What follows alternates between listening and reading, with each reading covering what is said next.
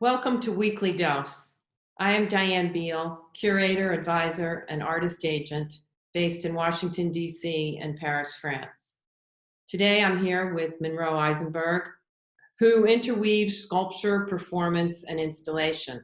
Monroe is originally from Minneapolis, Minnesota, and has received his Master's of Fine Arts from the University of Maryland in sculpture last year, and now is living in Philadelphia. Monroe was recently selected to participate in a fellowship program in Iceland, and he was incredibly inspired by the program, working with students from all over the world. And while he was there, created several projects, one of them entitled Metaphorical Honey. Today, we've invited Monroe to talk to us about this project. Hello, Monroe. Hi, Dianne. Thanks for having me. Would you like to tell us a little bit about your experience in Iceland and how this project evolved? Yeah, it's a great question. So I was living in Iceland in the Seyðisfjörður in the East Fjords, which is the exact opposite end of Reykjavik on the island. It's a 700-person town. And there is a school called the Lunga School there, and students from all over the world come and congregate at this center, this artistic hub. And it's been a place for creatives since the 50s. So it just has this creative energy. It's situated in a fjord, so there's mountains on each side, and it cascades down into a valley, which is the ocean. And at certain points, you can see where the glaciers have expanded and contract and hold the fjord into this very round and beautiful place. There's no other words for it. And so what I started to become interested in is earth and the material of clay and mud and dirt, which I had plenty of there. There's lots of natural clay deposits.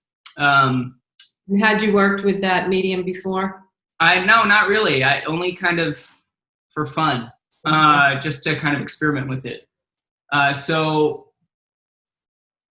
I had just read this book called Braiding Sweetgrass, which is by Robin Wall Kimmerer. It talks about reimagining our relationships to nature and expanding personhood to all things, including materials, including the earth, including trees, ecosystems, all that.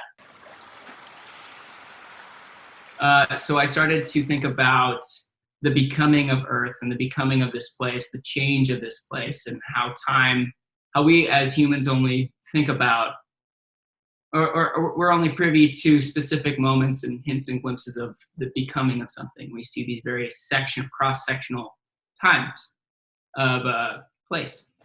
So I began a ritual of going out into the kind of the clay deposit, which I found, and collecting earth. Didn't really know what was going to happen to it, but I was just collecting. It became this nice thing that I would do. And eventually I installed a square of this earth and inset a light in the earth. And so basically, as the clay dried and cracked through the duration of this piece, it started to reveal this line of light. It had been buried under it? And had been buried under it, correct, yeah.